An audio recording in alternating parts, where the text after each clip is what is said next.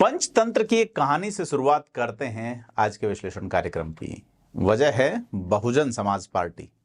हुआ यूं था कि एक बार सियार के एक बच्चे को बड़ा निरीह जानकर शेरनी पाल लेती हैं। एक दिन सियार का बच्चा जब शेर के बच्चों के साथ शिकार पे जाता है तो हाथी को देख के डर जाता है। शेर के बच्चे कहते हैं इसे मार लेते हैं, हम 3 भाई हैं। वो उसे शेर ही समझते थे, लेकिन हुआ यूं कि वो डर के घर आ गया और वापस आके उसके जो 2 भाई थे शेर के बच्चे, उन्होंने उसे जब डांटा तो वो चीखने चिल्लाने लगा।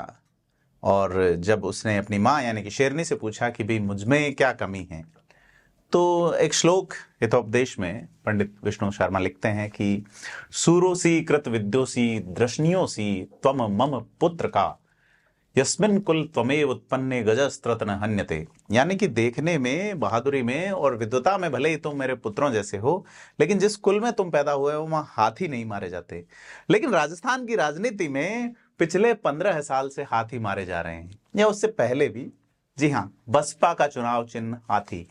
चुनाव आयोग ने अब भले ही हाथी, घोड़े, ऊंट जैसे और भी जो प्राणी जो हैं जीवों के रूप में चुनाव चिन्ह देने बंद कर दिए हैं, लेकिन बसपा का मर्जर इस बार तीर कमान में हो गया है। जी हां, तीर कमान के दम पे हाथी को सरेंडर करा लिया गया है। 2 बार हाथी पंजे की जद में आ गया था, यानी कि अशोक गहलोत की जादूगरी में। अशोक गहलोत ने अभी कुछ दिनों पहले भी एक जादूगरी दिखाई। तो आज के विश्लेषण कार्यक्रम में यही जिक्र करेंगे कि बसपा के साथ ऐसा क्यों हो रहा है। राजस्थान में बसपा के इतिहास में कहां यह चीज छुपी हुई है कि हर बार उसके विधायक जीतते हैं, चले जाते हैं। नमस्कार, मैं प्रदीप हूं, आप थिंक 360 देख रहे हैं और आज बात करेंगे कि बसपा की दिक्कत क्या है। कि बसपा के 2 विधायक जो हैं, मनोज न्यांगली सादुलपुर चूरू से और बाड़ी धौलपुर से जसवंत सिंह गुर्जर ने बसपा छोड़ के शिवसेना का दामन थामा है, शिवसेना सिंधे वाली।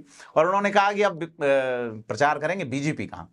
तो 2008 और 18 में भी चुनाव जीतने कुछ समय बाद ही पार्टी बदल गई थी, यानी कि बसपा के लोग कांग्रेस में चले गए थे। 6 विधायक, इस बार 2 विधायक हैं। हालांकि 2013 का विधानसभा चुनाव ही ऐसा रहा जब पूर्णमल सैनी, यही मनोज न्यांगली और एक और विधायक हुआ करते थे, तो वो 5 साल बसपा के होकर रहे थे। तो यह सीधे तौर पे कि मनोज न्यांगली जो कि कृष्णा पूनिया को करीब 2500 वोट से हरा के आए, और जसवंत सिंह गुर्जर जो कि गिरिराज मलिंगा को 27,400 वोटों से हरा के आए। गिरिराज मलिंगा जो है वो बसपा छोड़ के कांग्रेस में जाने वाले नेताओं में, शुरुआती नेताओं में थे। ऐसे में वादा करके आए जसवंत सिंह गुर्जर ने भी हाथी को ट्रेड कर दिया है। हॉर्स ट्रेडिंग की बात अशोक गहलोत कहते हैं, लेकिन उन्होंने सबसे ज्यादा एलिफेंट ट्रेडिंग राजस्थान में की है और इस बार महाराष्ट्र से हो गई। तो बड़ी चीज है कि बसपा जो है, और इन चीजों को लगातार देखें तो गलत नहीं होगा कहना कि बसपा जो है वो अनरिजर्व सीटों पर असंतुष्टों का वो हथियार है जिसे वो हर चुनाव में चला के अपना सिट्टा भुना ले जा रहे हैं। बसपा में ठप्पा जरूर है कि दलित और आदिवासियों की पार्टी है, परंतु जब से हाथी ने चाल बदल के सभी जातियों को साथ लेना शुरू किया, तब से राजस्थान में हवा अलग हो रही है। पहले नारा था तिलक तराजू और तलवार, इनके मारो जूते 4। फिर हाथी चलता जाएगा, पंडित शंख बजाएगा, इस तरह के नारे आए। तो बसपा में दूसरी जातियों के लोग बहुधा जीतने लगे। राजस्थान का जो इतिहास है, कुल 21 विधायक अब तक लगभग बने हैं। 21 विधायक बने हैं सर्टेन ही, उनमें से एक भी विधायक दलित नहीं है। यानी कि एससी रिजर्व सीट से न तो कोई विधायक बना, न ही अनरिजर्व सीट से कोई एससी कम्युनिटी से आने वाला व्यक्ति विधायक बना। यह जो स्थिति है, यह लगातार बसपा के साथ पेश आ रही है। तो बीते अगर 33-34 साल की हिस्ट्री देखें, 1990 से बसपा यहाँ चुनाव लड़ रही हैं और अब तक बसपा के जो प्रत्याशी उतरे हैं उनकी संख्या 1000 के आसपास है। 21 विधायक बन गए, लेकिन आज तक जैसा मैं कह चुका कि कोई भी एससी यानी दलित विधायक बसपा के टिकट पे चुनाव नहीं जीता, जबकि उसको संबोधन इसी वर्ग की पार्टी होने का यदा कदा मिलता रहता है। तो यह सामान्य सीटों पर यानी कि अनारक्षित सीटों पर हाथी वाले सिंबल की मौजूदगी अक्सर गणित बदलती रही है और इस बार भी विधानसभा चुनाव में बदला था। और नागौर सीट पे उनके प्रत्याशी अभी गजेंद्र सिंह रसीदपुरा का जिक्र बनता है। बाकी सीटों पे लाल सिंह राठौड़ जालोर सिरोही सीट पे कांग्रेस के पक्ष में जाके बैठ गए। तो अगर शतरंज के मोरों की बात करें तो हाथी सीधा भले ही चलता है, लेकिन यहां राजस्थान में टेढ़ी चाल चल रहा है, यानी कि ऊंट वाली चाल चल रहा है। तो कुल मिला के जो लोकसभा चुनाव का जो माहौल है, उससे ठीक पहले बसपा का स्विंग एक बड़ी चीज है कि भाई किस तरीके से शिंदे गुट ने यह जो है वो एक बड़ा मामला अपने पक्ष में किया है। ये जसवंत सिंह गुर्जर जो है वो 1998 के विधानसभा चुनाव में बीजेपी के टिकट पे बाड़ी से एमएलए बने थे। इसके बाद लगातार 4 चुनाव विधानसभा के हारे। 2020 साल बाद 2023 में बसपा के टिकट पे फिर से पहुंचे। तो कुल मिला के बसपा, जिसके 2 बार 6 विधायक पाला बदल चुके, मनोज जांगली 2013 में विधायक थे, 18 में हार गए, 23 में, लेकिन वो भी अब कांग्रेस की बजाय शिवसेना में चल गए, जो भाजपा का अनुषंगिक या भाजपा का सहयोगी दल है, अनुषंगिक नहीं कहना ठीक रहेगा। तो अगर ये देखें कि क्या कारण है कि बसपा की हिस्ट्री में देखें कि क्यों ही ये लोग जा रहे हैं, तो अगर ये देखा तो कुल मिला के एसटी के अब तक 6 लोग जो है वो 6 विधायक बने हैं 21 में से, एससी का एक भी नहीं बना है।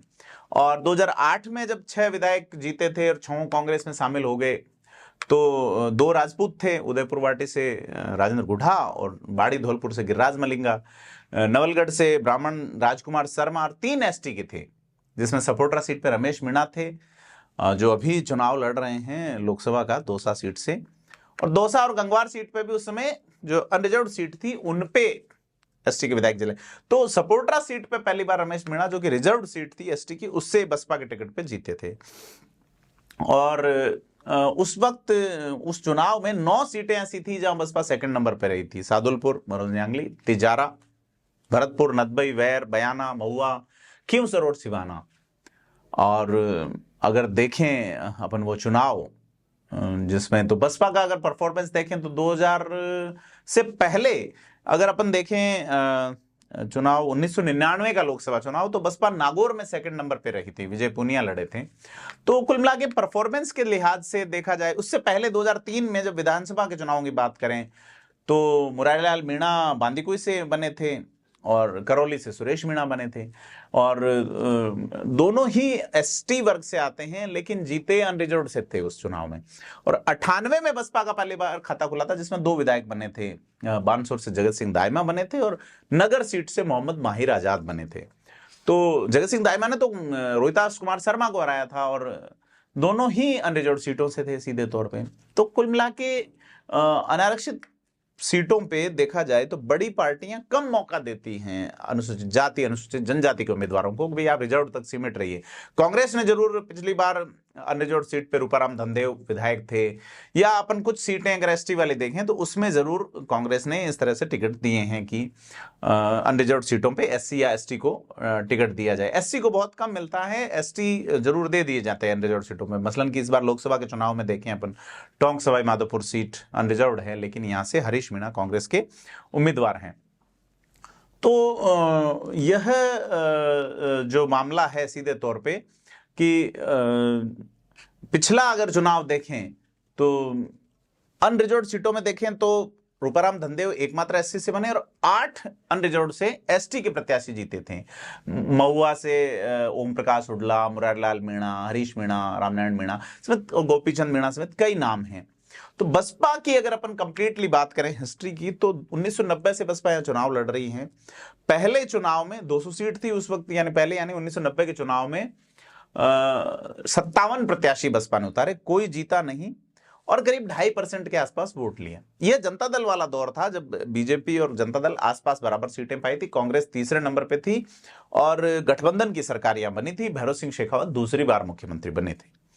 बसपा वैसे स्टेट लेवल की पार्टी थी तो कोई ज्यादा तरजीह मिली नहीं, लेकिन 93 में बसपा ने 50 जगह प्रत्याशी उतारे और वोट शेयर 2.01% रह गया। यह जो बाबरी विध्वंस जो हुआ था उसके बाद का दौर था। तो सीधे तौर पे जो है वो वोट शेयर 2.01% ही रहा, घट गया, 2.5 से घट के 2% रह गया। लेकिन दस्तक उनकी बड़ी रही, क्योंकि बीजेपी और कांग्रेस के बीच जो वोट टोटल अंतर रहा वो 0.33% का ही रहा था। तो ऐसे में बसपा का यह मार्जिनल वोट कई जगह कांग्रेस को ले बैठा। और अगर 1998 वाला चुनाव देखें जिसमें बसपा ने 108 प्रत्याशी उतारे, बानसूर और नगर में प्रत्याशी जीते भी, जगत सिंह दाइमा और मोहम्मद माहिर आजाद, और एक वोट शेयर खासा बढ़ा लिया, 4.4% के आसपास वोट शेयर हो गया।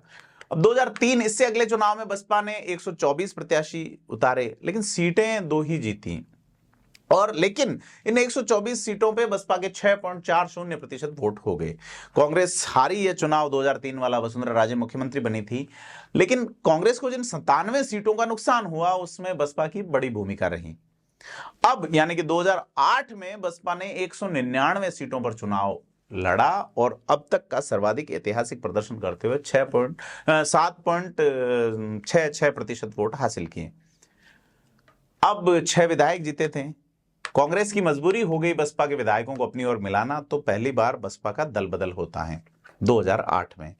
2013 में भी बसपा 199 सीटों पर लड़ी, वोट शेयर घटा 3.48% यानी आधा रह गया, लेकिन बसपा के 3 ही विधायक बने। उनमें से ये अभी जो शिवसेना में गए हैं मनोज न्यांगले भी विधायक बने थे, पूरणमल सैनी बने थे, कुल मिलाकर 3 विधायक बने थे। 2018 में अगर चुनाव में देखें तो बसपा ने थोड़ा सा वोट शेयर बढ़ाया, 3.5 से बढ़ा के 4% पे आई वापस, लेकिन फिर बसपा 6 विधायक जिता ले गई। और अब अशोक गहलोत की जो सरकार लड़खड़ा रही थी उसको ये 6 विधायक फिर से कूच करके ले गए। राजेंद्र गुढ़ा इसमें 2 बार जो है वो पाला बदलने में सफल रहे दूसरी बार। तो वैसे दावा तो यह है कि बसपा का फोकस एससी और एसटी की 59 सीट जो रिजर्व है राजस्थान में उसका है और कांग्रेस के गढ़ को चुनौती देना है। लेकिन 2018 के चुनाव में बसपा ने 6 सीट जीती थी और वो 6 सीट भी देखें तो अनरिजर्व ज्यादातर रही और चले गए सब कांग्रेस में। मायावती और अशोक गहलोत के बीच शाब्दिक तनाव भी नजर आया। तो कुल मिलाके बसपा जो है वो अब क्या सोचेगी कि तीसरी बार उसकी पार्टी का मर्जर हो गया, उनके विधायक टिकते नहीं हैं। बसपा से विधायक बने और बाद में मंत्री रहे राजेंद्र गुढ़ा विधानसभा में कह चुके कि हमें पैसे देके टिकट लाना होता है। इसी लोकसभा चुनाव में अशोक गहलोत के बेटे के सामने बागी होकर चुनाव लड़ रहे लाल सिंह राठौड़ भी टिकट लाए और वैभव गहलोत के समर्थन में आखिरी दिन पर्चा वापस उठा ले गए। वैभव गहलोत को मजबूत करने के लिहाज से इस सपोर्ट में सुखजिंदर सिंह रंधावा ने उनके प्रदेश महासचिव बनाने का लेटर भी जारी किया है। तो कुल मिला के बसपा को लोग अपने हिसाब से यूज करते हैं और इसका जो वोट बैंक है जो मार्जिनल से ज्यादा रहता है, राजस्थान में जो अंतर रहता है उससे ज्यादा वोट बैंक बसपा जो है वो ले जा रही है, लेकिन वो लोगों के अभी काम ही आ रही है, दूसरे ही लोगों के, बड़ी पार्टियों की।